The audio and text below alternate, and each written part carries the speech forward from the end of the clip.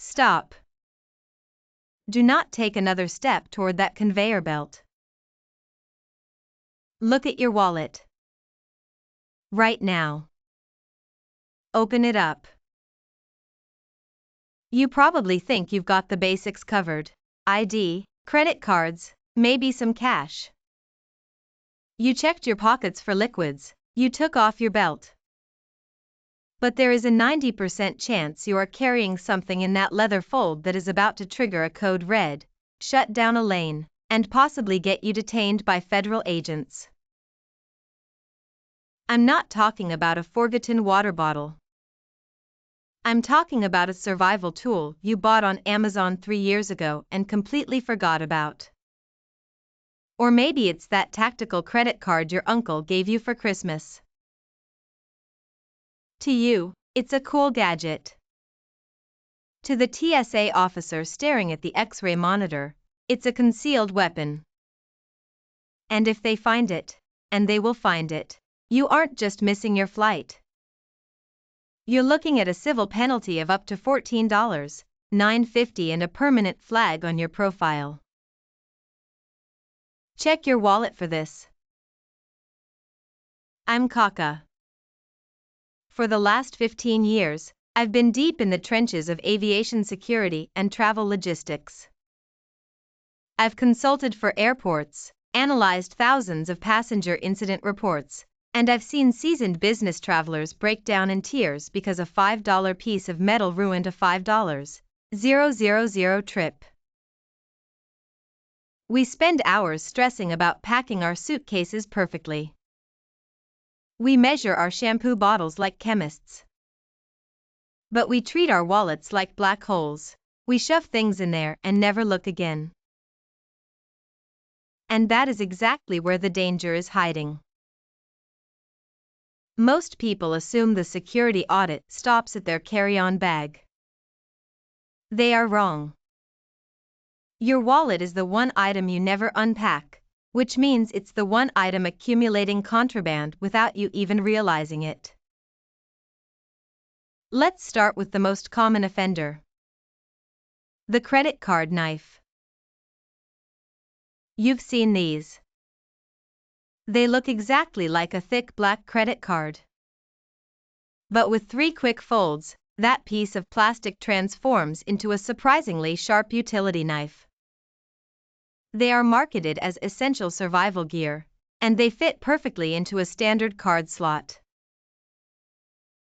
Here's the trap: because it sits next to your Visa and your gym membership, your brain stops registering it as a knife. It becomes just another card. You fly with it domestically, maybe you get lucky once or twice because the angle on the X-ray was weird. You get complacent. But technology has improved. The new CT scanners at checkpoints create a 3D rotatable image of your belongings. That stealth blade glows like a neon sign on their screen. When they pull that out of your wallet, you can't say, "Oops, I forgot." In the eyes of the TSA, you have attempted to bring a concealed blade into the sterile area. Best case scenario? You surrender it and get a stern lecture. Worst case? You're handed over to local law enforcement for carrying a concealed weapon. Go through your card slots. If you have a multi-tool, a Ninja wallet card, or anything with a serrated edge, even if it's just a bottle opener with a sharpened side, get it out. Put it in your checked bag or throw it away. Do not walk into the airport with it. But let's say you're clean. No knives, no tools. You're still not safe. There is a piece of plastic in your wallet right now that might be completely useless for flying. We have been hearing about Real ID for years. It's been delayed, pushed back, and delayed again. It became the boy who cried wolf of travel regulations. Well, the wolf is finally at the door. As of May 7, 2025, the federal government is drawing a hard line in the sand. If your driver's license does not have that little star in the top right corner, it is no longer valid identification for air travel. Period. I don't care if it's valid for driving. I don't care if it doesn't expire until 2028. If it doesn't have the star, or the flag for enhanced licenses, the TSA officer cannot let you through with it. Now, you might be thinking, I'll just bring my passport. Great backup. But what happens when you're running late? You grab your wallet, leave the passport in the drawer, and get to the front of the line only to realize your license is now just a glorified library card? Pull your ID out right now. Look at the corner. No star? You need to make a DMV appointment today. The backlog as we get closer to the deadline is going to be catastrophic. And here is where it gets really sticky. Even if you have the right ID and you've ditched the knife, there is a third silent killer in your wallet that almost nobody talks about. It's not a weapon, and it's not your ID. It's something financial, and carrying it across a border, or even just through a domestic checkpoint, can trigger a process called civil asset forfeiture. You might be carrying it right now, thinking it's perfectly legal. And you'd be right. Until you aren't. We need to talk about cash, and specifically, the structuring trap. I left you with a cliffhanger about cash. Here is the nightmare scenario. You've probably heard the magic number is $10. 000. You think, okay, Kaka, I'm smart. I'll just carry $9. 000. I'm under the limit, so I'm safe. Wrong. You just made yourself a target for something called structuring. When the TSA sees a stack of cash on the X-ray, and yes, money shows up as a very distinct, dense organic mass, they can flag it. They don't seize it themselves. They call the airport police. If you are carrying $9.5 to a law enforcement officer, that doesn't look like vacation money. That looks like you are intentionally evading the $10,000 reporting limit. That is a federal crime. Here is the terrifying reality of civil asset forfeiture. In the United States, law enforcement can seize your money without charging you with a crime. They charge the money with being involved in a crime. You have to prove the money is innocent to get it back. I've seen people lose their life savings because they bought a one-way ticket and had $8,000 in cash in a rubber band. The police sees it as suspected drug proceeds. Getting that money back takes months of legal battles and lawyer fees that might cost more than the cash itself. If you must fly with cash, keep it under $2,000. If you need more, wire it. Do not try to game the system by carrying just under the limit. You aren't outsmarting them. You are profiling yourself. Now, dig deeper into that wallet. Behind the family photos and the punch cards. Do you have a little blue and white paper card? Your social security card? If you do, I want you to take it out, walk to a shredder, or put it in a fireproof safe at home. Never, under any circumstances, fly with your social security card. I call this the nuclear football of identity theft. If a thief gets your credit card, you call the bank, cancel it, and you're fine in 24 hours. If a thief gets your social security card, they are you. They can file taxes in your name, open mortgages, and claim your benefits. When you are in the security line, you are in a high chaos environment. Bins are flipping over, people are shoving, trays are getting mixed up. Losing a wallet at TSA is incredibly common. If that wallet has your SSN in it, you haven't just lost a flight.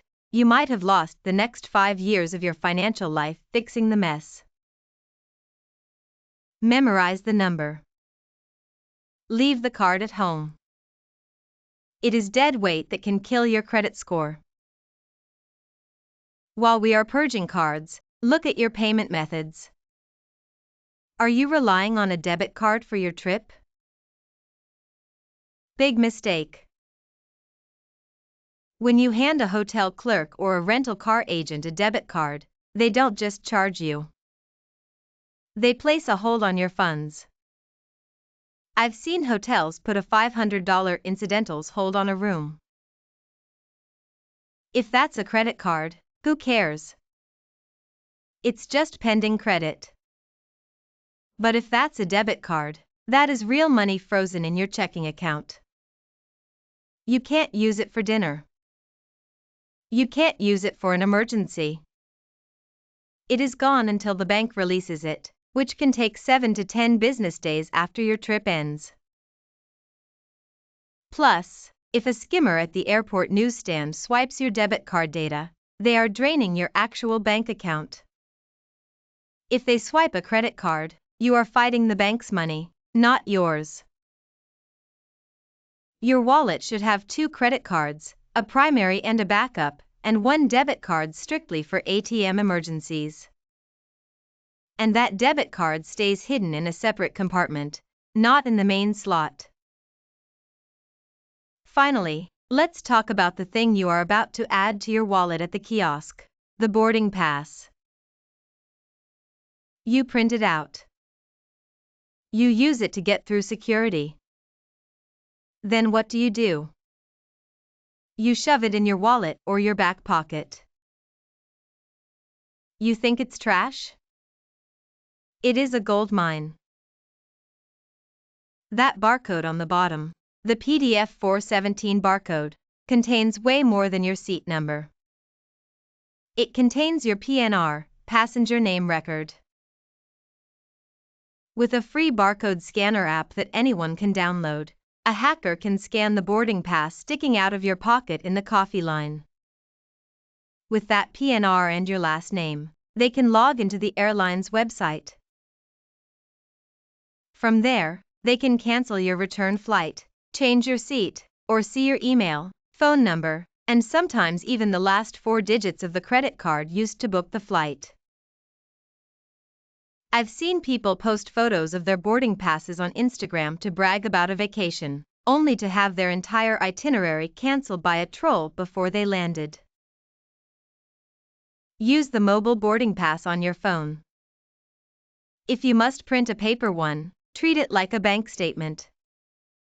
Do not leave it in the seat back pocket. Do not throw it in the hotel trash can. Shred it. So, we've stripped your wallet of the knives, the bad IDs, the excess cash, the SSN, and the paper tickets. It's feeling lighter. It's feeling safer. But we aren't done. Because the biggest threat to your security isn't in your leather wallet anymore. It's in your digital wallet. And if you don't change one specific setting on your phone before you enter the airport, a cybercriminal can steal your data without ever touching you. Buckle up. We're going digital. I told you there was one setting on your phone that could wreck you before you even board. Here is the scenario. You're waiting at the gate. You open your laptop or phone. You see a Wi-Fi network called SFO_free_Wi-Fi, or whatever airport you're in. Your phone connects automatically. You log into your bank to transfer some money. You just handed your password to a hacker sitting 20 feet away. This is called an evil twin attack. Hackers set up a portable hotspot device, like a Wi-Fi pineapple, and name it almost exactly the same as the official airport Wi-Fi. Sometimes it's identical. Sometimes they change one letter. If your phone's Wi-Fi setting is set to auto-join known networks or ask to join networks, your device sees free Wi-Fi and shouts, "I know this guy." It connects. The hacker's device intercepts everything. Go into your Wi-Fi settings right now. Turn off auto-join for public networks. Even better? Forget the network entirely when you're done. If you have unlimited data, turn Wi-Fi off completely at the airport. It's not worth the speed boost. Now, look at that USB charging port built into the seat at the gate. It looks like a lifesaver when you're at 10%. Do not plug your phone directly into that USB port. The FBI has issued specific warnings about this practice, known as juice jacking. Here is the physics. A USB cable has multiple pins inside. Some are for power, some are for data transfer. When you plug your phone into a public USB port, you have no idea what is on the other side of that wall. It could be a simple power source, or it could be a computer rig to suck your photos, contacts, and passwords the second the connection is made. It is the digital equivalent of finding a toothbrush on the floor and using it. Option A. Use your own power brick, the wall plug. That blocks data transfer. Option B. Buy a USB data blocker, also called a USB condom. It's a $7 dongle that physically removes the data pins, letting only power through. Keep one in your wallet's coin pocket. We've spent this entire video taking things out of your wallet. Now, I want you to put one thing in. If you are traveling internationally, your wallet is your lifeline. If you leave it in a cab, or it slides out of your pocket on the plane, you are stranded. Buy an AirTag or a Tile Slim. Put it in the coin slot or tape it inside the lining. I know, I'll just feel for my wallet. No, you won't. When you are jet-lagged and running for a connection, your brain goes on autopilot. Last year, I left my passport holder in a lounge in Dubai. I didn't realize it until I was at the gate. My phone buzzed, wallet left behind. That $29 piece of plastic saved me a literal international incident. Let's recap the clean wallet protocol before you head to the airport. 1. Purge the weapons. No credit card knives, no ninja stars, no heavy metal tools. 2. Check the ID. Real ID compliant, star in the corner, or valid passport. 3. Manage the cash. Under $2,000 to avoid structuring suspicions. 4. Protect the identity. Social Security card stays home. Boarding passes get shredded, not trashed. 5. Lock the tech. Wi-Fi auto join off. No raw USB port usage.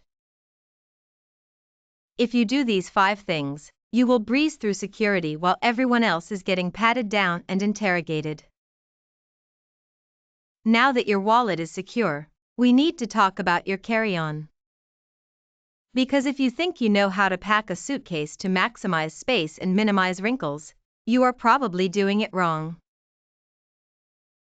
I'm filming a video right now on the one-bag travel method that changed my life. Subscribe and hit the bell so you don't miss it. safe travels, and keep your wallet light. I'll see you in the next one.